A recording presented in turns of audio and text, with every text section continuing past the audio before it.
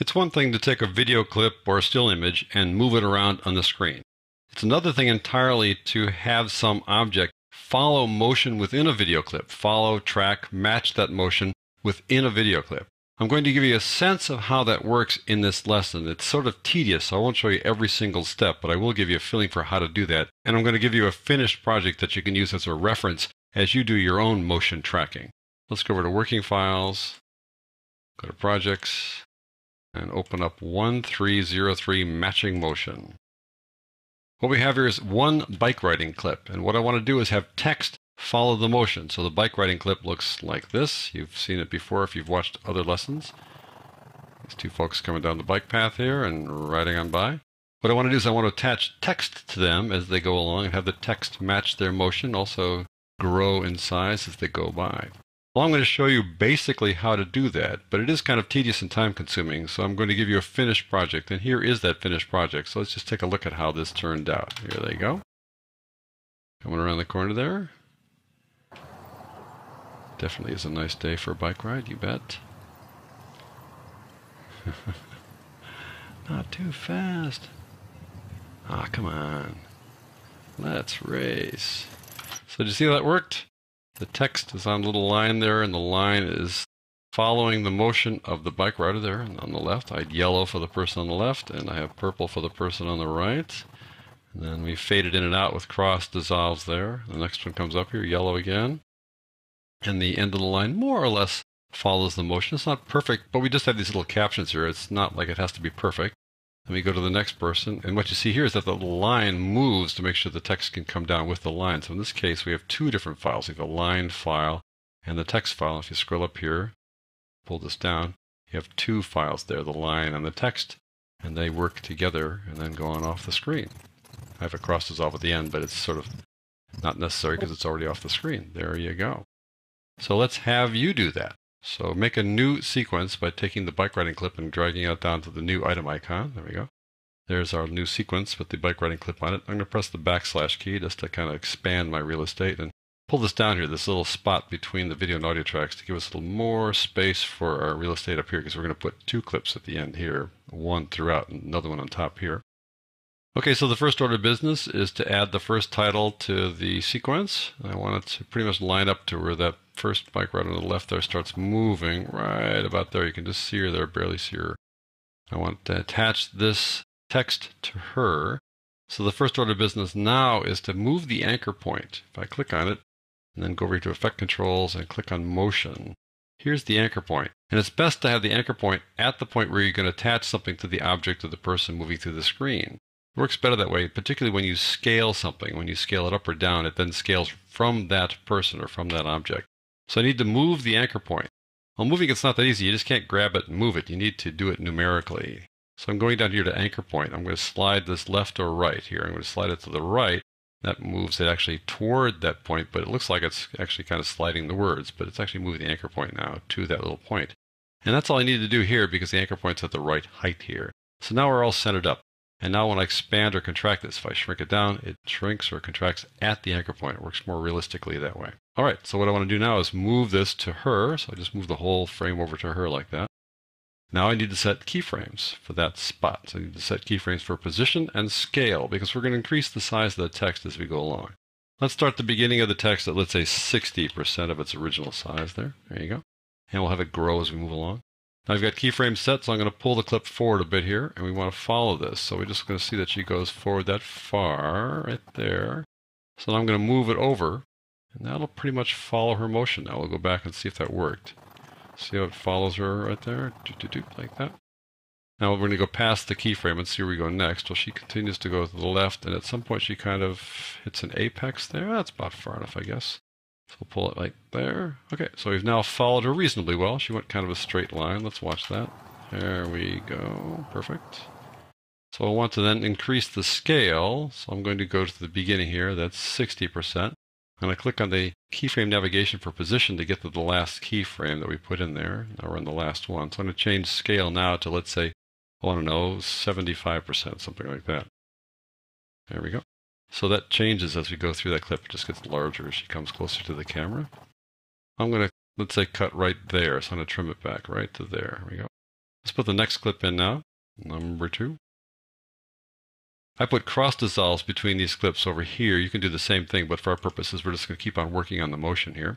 So now we want to connect this to the girl on the right there. So I'm going to click on that title and click on motion.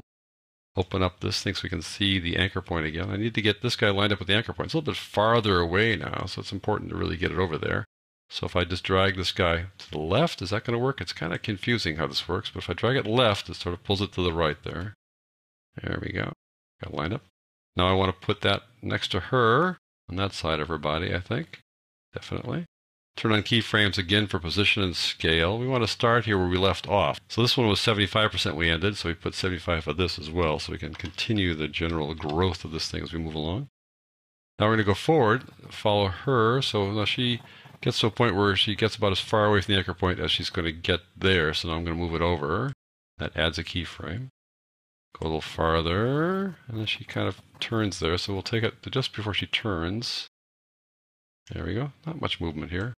And now she's coming toward the camera, kind of going up there, so you need to bring her up like so. There we go. And now we're at the end of that clip. So we've got that motion followed. Let's see how that works. We'll go to the beginning here. Nice day for a bike ride. You bet. Definitely. Following pretty well. We'll trim this one back a little bit. There we go. Now I want to increase the scale, so we're going back to this. Go to this last keyframe right there, and we'll keyframe this one up to, let's say, 90. Let's say I'll just type in 90. There we go. So the text keeps on growing. So that's kind of the process, to keep this guy growing, to kind of keep that little sense of reality, that they really have little words coming out of their bodies as they ride along here in this trail. Let's add another one now. Number 3, similar process. This time the other rider will talk, so let's get the anchor point set for that one. So I'll go over here to motion, click on motion so we can see it. And this time the anchor point is actually not on the same line. So we got to do a couple of things with the anchor point here. I'm going to drag it a little bit to the left, bring that over like that. Now I need to drag this up, is that right?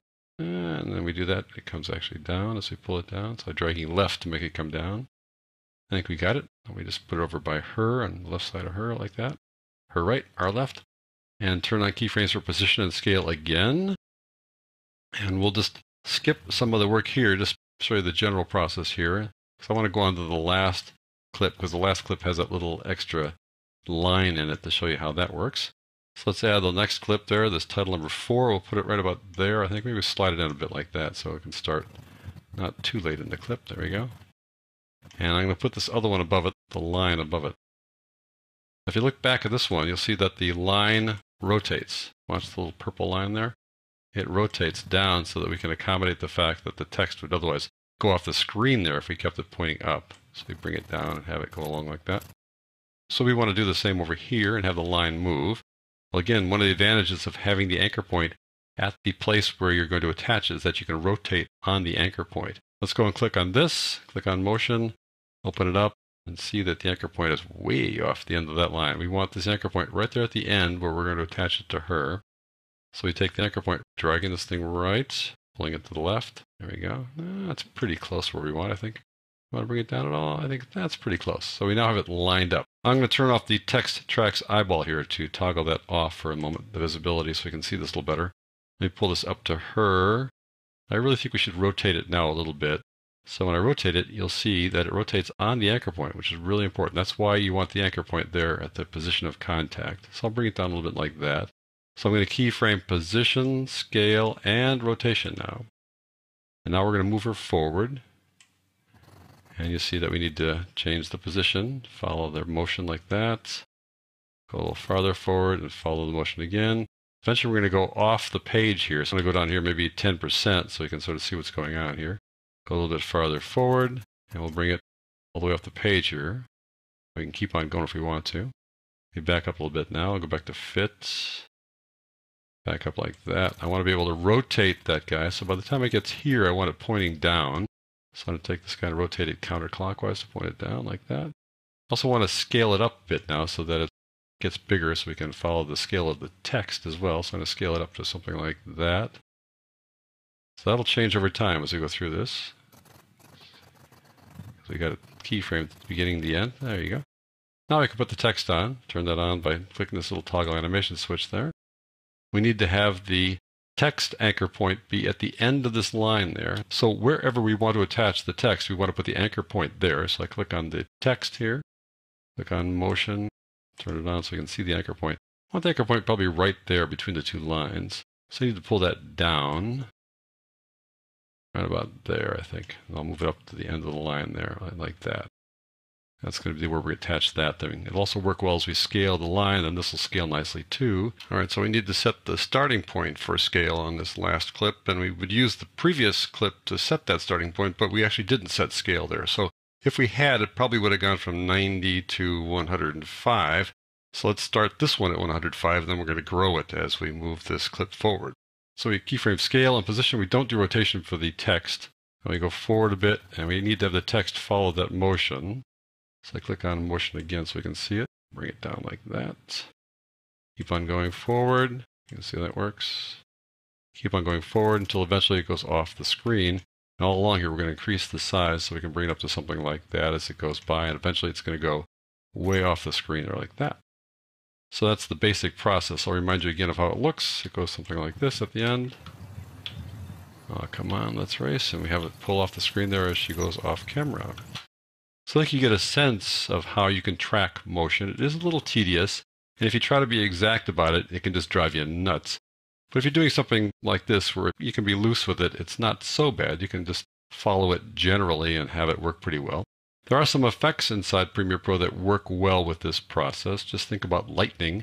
If you have an object in the ground and you want lightning to keep on hitting it, then you need to track that ending point. That's one thing you can do. You can also have the lighting effect where the light might follow somebody. If it's the brighter place for that person, as that person moves around, you can just highlight that person as that person moves around the screen or whatever you're following. And then finally, remember lens flare? I just want to show you lens flare because lens flare is like the coolest one to use, I think. Type in lens here and put lens flare on the clip on the bottom there. Lens flare is just fun. So I'll click on this one. Got lens flare. We click on lens flare like that to turn on its center like this. I'm going to go over to the first rider there. Like so. Turn down the brightness a bit so you can see what we're doing. Here we are. Turn on keyframes for the center and for brightness. And as that person moves along, for example, you might want to take that guy and follow her. There we go. She comes onto the screen a little farther, let's say. We have keyframes going along here, so then we can follow that motion with the lens flare. Not saying that this really works for bike riding, but there you go. And as she goes along, you can change the brightness too. So the brightness starts low there, but as she approaches the camera, for example, you can have the brightness start increasing as she gets closer to the camera and then maybe decrease as she goes by, something like that. So that's the basic process to track motion. The biggest tip is that whatever you're going to attach to somebody or something, make sure the anchor point is at that attach point so you scale things and it scales realistically. Otherwise, just have fun with your motion tracking, following, or matching, whatever you want to call it.